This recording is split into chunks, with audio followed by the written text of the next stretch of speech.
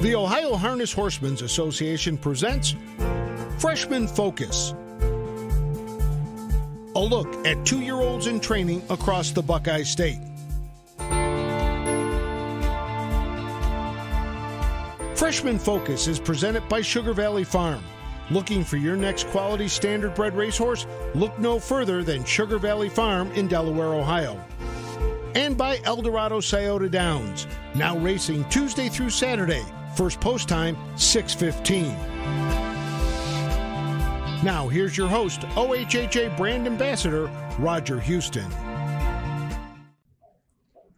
Welcome to another edition of Freshman Focus, as we visit with a number of trainers here in the Buckeye State and talk to them about selecting yearlings and getting 2-year-olds ready for the stakes season a little later on this year.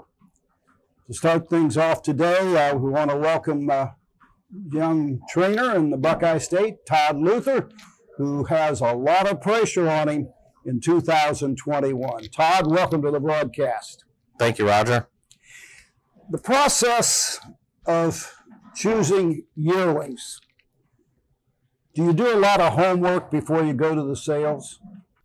This year we did way more homework than usual. The years past, we've went and had an idea of what we wanted, and this year Greg said he wanted to be on the big show. So we did a lot of homework, a lot of research, a lot of videos and talking with him, and we went and spent a lot of money. This process of spending roughly $3 million began as a $1 million experiment for your brother. Were you aware that he was going to do it from the get-go? I knew we was going to spend close to $1 million in babies, and then he kept buying, and he asked me what ones I liked.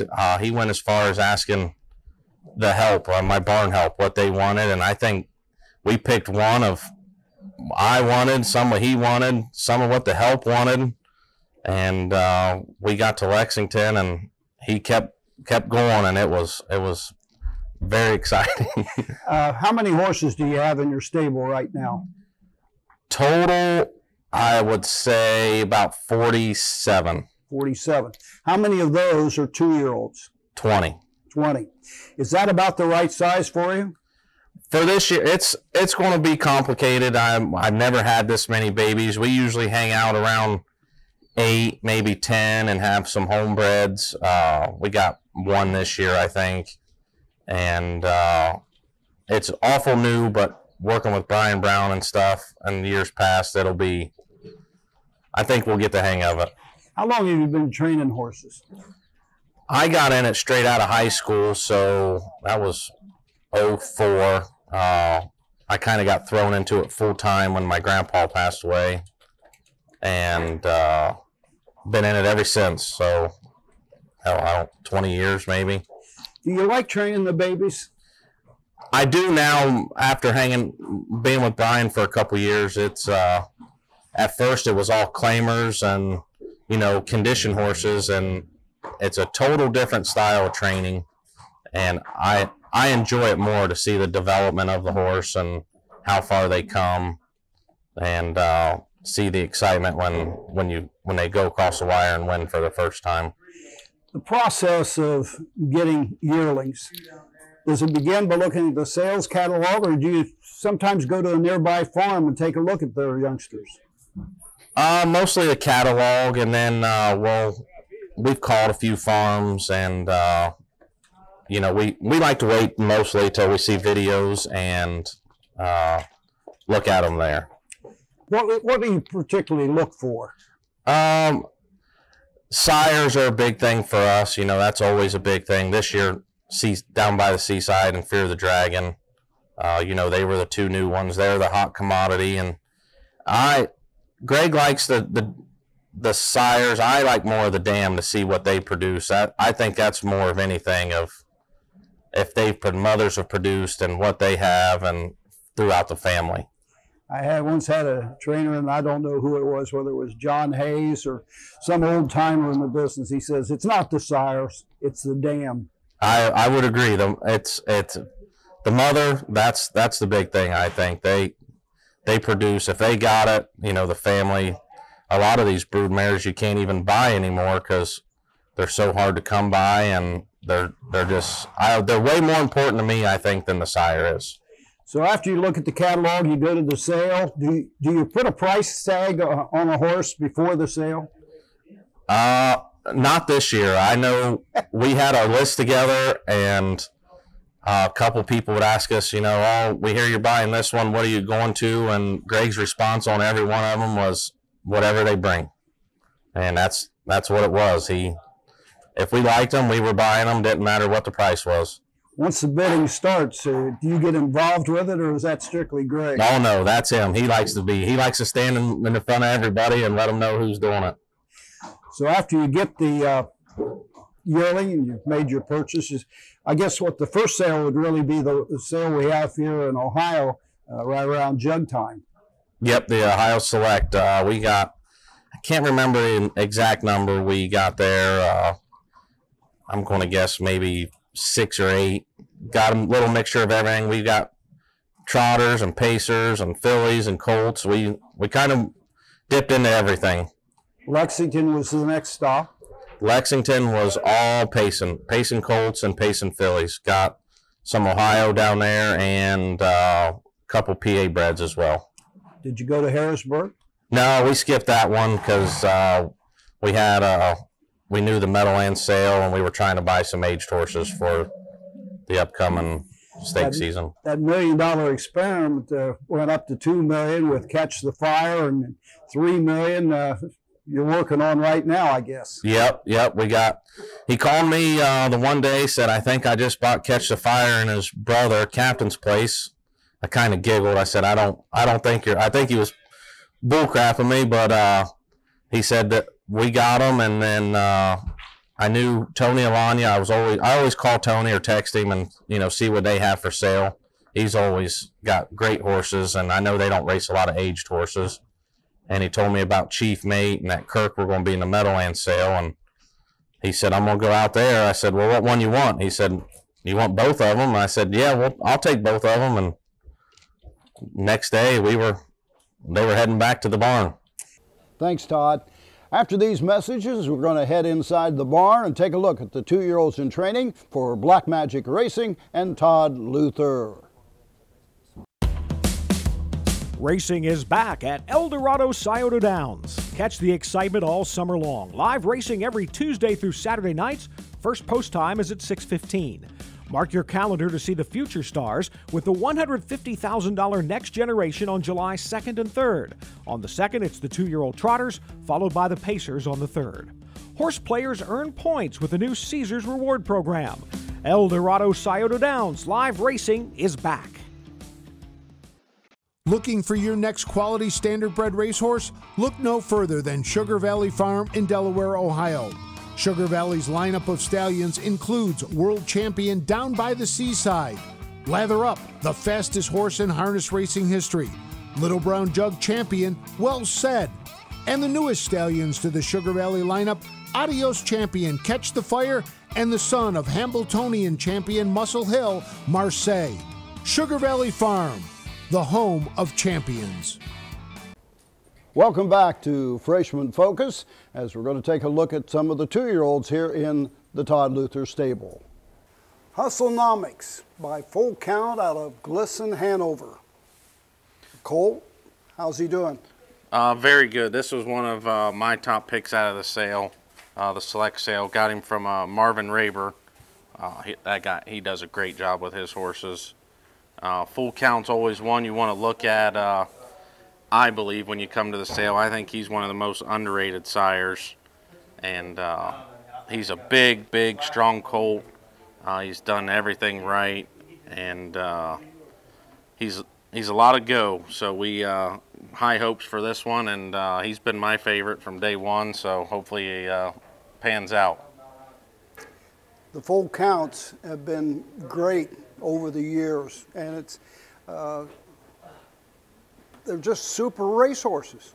All of them are, before we even started buying, Marty Woolham's bought all these things, and he has made a living on them. And they're all trot.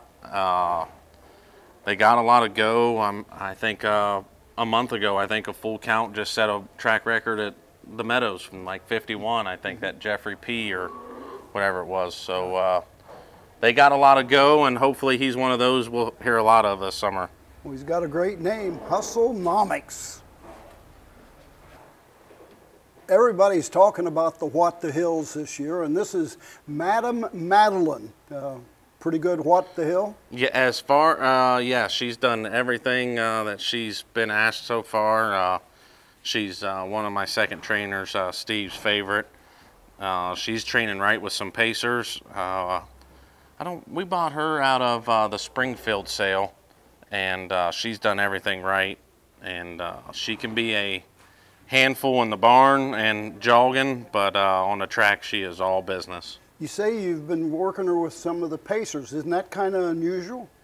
I do, just because I try to split mine up where they're not hurting so much, so they're not stressing so much. And I got a couple trotters and the pacers that could use her for like a prompter or she can go with them. Yeah. Oh yeah. She's well, that alone speaks volumes for Madam Madeline. Yeah, for What the Hills, I got one I really, really like, and one we don't, but she's a nice filly. Remember that, folks. This is the prompter for the pacers, Madam Madeline. Moscow Mitch by Down by the Seaside. Is this a good one? Yeah, we gave 100 for him at the select sale. He was one that wasn't on the list, but when we looked at him, we knew we had to have him. Big, strong colt, great gaited. He's done everything right. Not hot like a few of the Seasides have been. He's a little more laid back, but he's a nice colt. Is it unusual then that he's laid back and the others seem to be on the bit a bit? Yeah, I'd rather have him a little more laid back, but if you can always calm him down with mini bits, ear hoods. But I know Seaside. I was around, worked for Brian when he was around, and he could get a little hot. So I think that might be a little trend to him. A lot easier to develop them if they're a little laid back, I would think. Yeah, yeah. You can anymore. You don't have to teach speed; they have it. So I'd rather chase them a little bit, and I think when they're more laid back, you can put a little better mouth on them. Moscow Mitch. This is Side Chick Named Nick by Racing Hill, and you do have a few Racing Hills, don't you? Yeah. She was one of them on a list. When we started looking through the book, I had a couple Racing Hills I really liked last year, so figured we'd look at them. And actually, one of my second trainers pointed her out before we even looked at her. So with the mentality we had for the sales this year, we went, liked the way she looked, and said, well, our second trainer likes her, so let's bring her home. How much do you have to pay for her? I can't remember. I think 30 for her. But be a steal. We hope. The Racing Hills, the ones I had, I really liked last year, and unfortunately they both got injured. And this year have come back. The one's come back really good. The other one's getting ready to qualify, so hopefully she's be right with them. Has she showed you a bit of speed to her? Yeah, she's got a really good brush to her. She's got a good mouth. She's cut miles. She's set behind. She likes to chase more than being on the front, but they got to learn to do it all around. Side Chick Named Nick. I love my MVP, and I got a feeling you really like this one.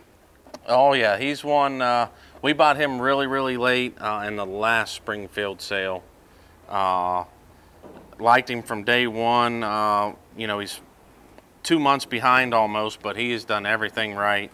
I keep trying to get my brother to sell a part of him to me, but he won't budge. So hopefully eventually he does. He was a little tough to gate, but been messing with his shoes, and man, he's done everything right. He's unfortunately my MVPs have left the state, but he was another underrated sire, I think, for just like the full counts.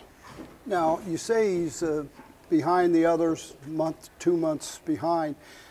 Will he catch up, or will he be a late bloomer for the season? You know, we'll see how everything goes. I've been, 15 to 20 with most of them. He's been right around 25, so he's not too far behind, but don't want to push him. If he's a late bloomer, he's a late bloomer. There's plenty of money to be made, so he could be one. Even if you get him ready later and race a few starts, he can, come back as a good 3-year-old. So the possibility exists that he may really come on late in the season this year, but you're looking ahead to that 3-year-old campaign as well. That, yeah, I always do. It's a new experience for me with the horses we've got through the stakes and older horses, and I grew up around race horses, and now me and my brother have little scuffles about it. I look long term, and he's more short term, and I look at the big picture with the money that we've spent. I love my MVP. All Gas, No Brakes by Uncle Peter. Now, the story I'm getting, Uncle Peter's can be a little difficult in the track. Is this one difficult? No, he's actually been pretty good. The Uncle Peters, people either love them or hate them. Everyone I've had, I've liked through last year and this year. We bought this horse actually late, the same with my MVP, but he was a little more developed. He is a big, strong colt. He's training right with all my other good ones, and I think he's going to be all right. This bought him late. There was he was between him and another one, and we liked the way this one looks, so we decided to go for him.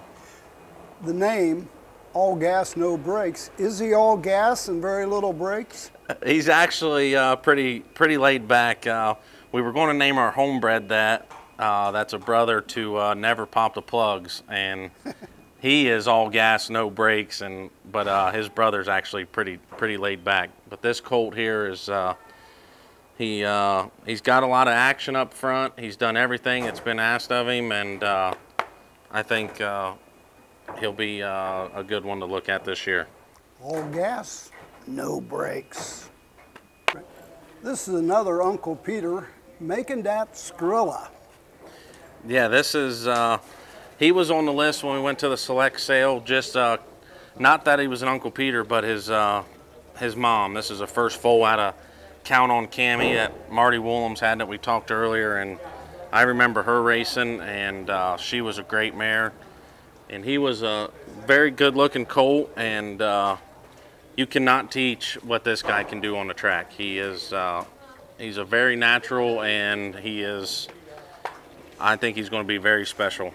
You know, he could almost pass for a 3-year-old when you look at him. He's built like one. He's this colt. He's done nothing wrong from day one, and a lot of people on the grounds talk about him. So hopefully he's not a bust. But man, he's something special. He trots with his head right down between his legs. He wears polos. He don't even need boots, and I mean he's something special, I think.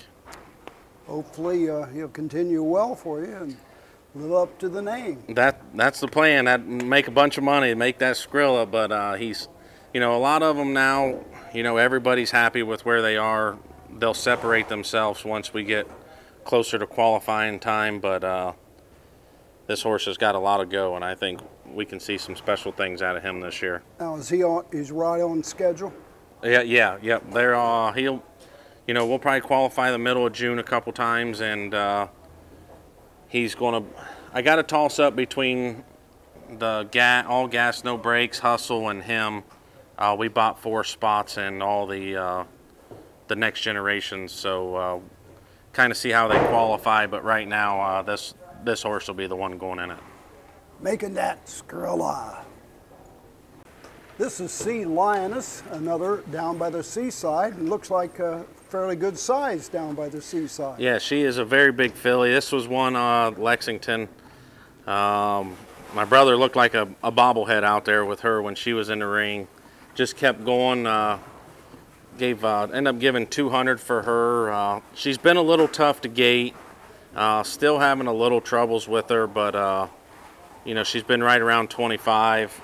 She's a little behind, but it's a long season. So, is her size the problem? I don't think size matters, you know, but being around Brian like I was, he always wanted big colts. I have another Seaside colt that I had to cut, but he was a little rough gated, just going slow. And I think the more speed she gets, I think the better gated she'll get.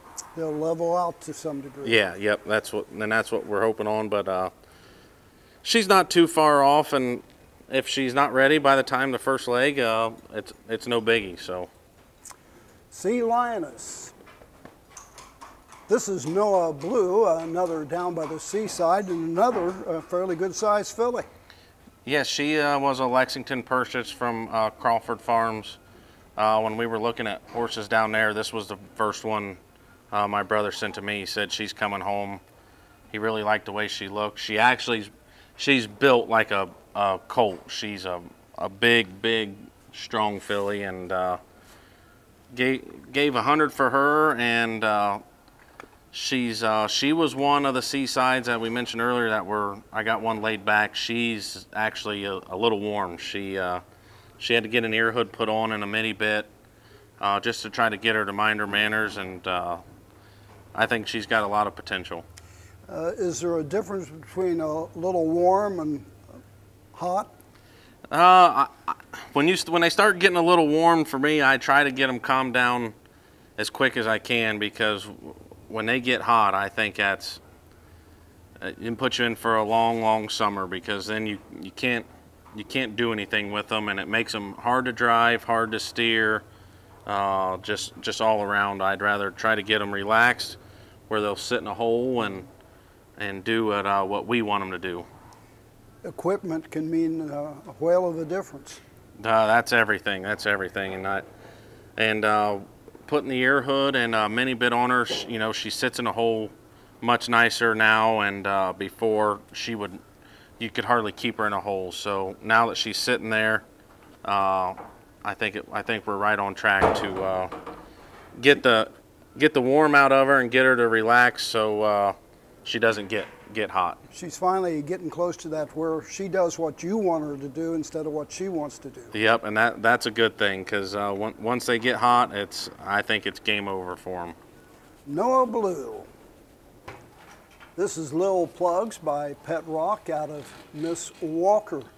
Lil Plugs was in your last set, if I believe. Does that mean anything? No, he just he got a couple weeks behind. I ended up gelding him. I tried to wait as long as I could to let him grow. He's a homebred out of one of my brother's mares, so tried to let him grow up a little bit, and he's actually got a nice way of going. This colt does.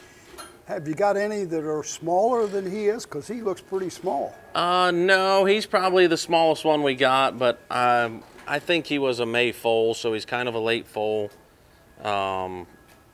You know, he's grown a ton, and I think cutting him will get him to relax, and I think he's filled out enough now that he'll grow up next year as a 3-year-old. You know, his brother, I got him, never popped the plugs, and he was kind of the same. He was bigger than him, but you wouldn't even notice the difference once you turned him out from 2 to 3. He grew so much.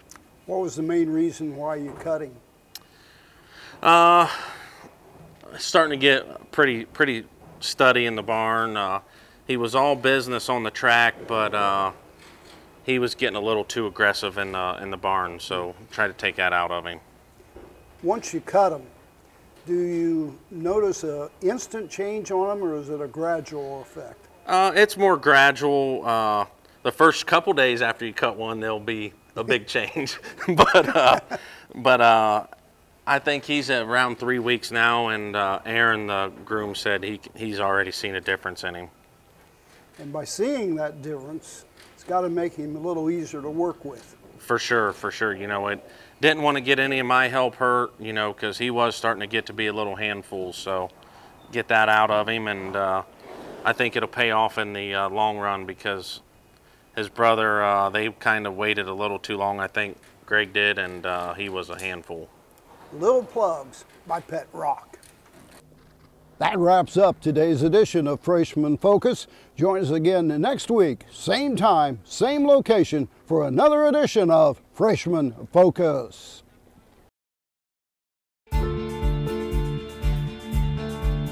This has been Freshman Focus, a look at 2-year-olds in training across the Buckeye State. Freshman Focus is presented by Sugar Valley Farm. Looking for your next quality standardbred racehorse? Look no further than Sugar Valley Farm in Delaware, Ohio. And by Eldorado Scioto Downs, now racing Tuesday through Saturday. First post time, 6:15. Freshman Focus is a presentation of the Ohio Harness Horsemen's Association.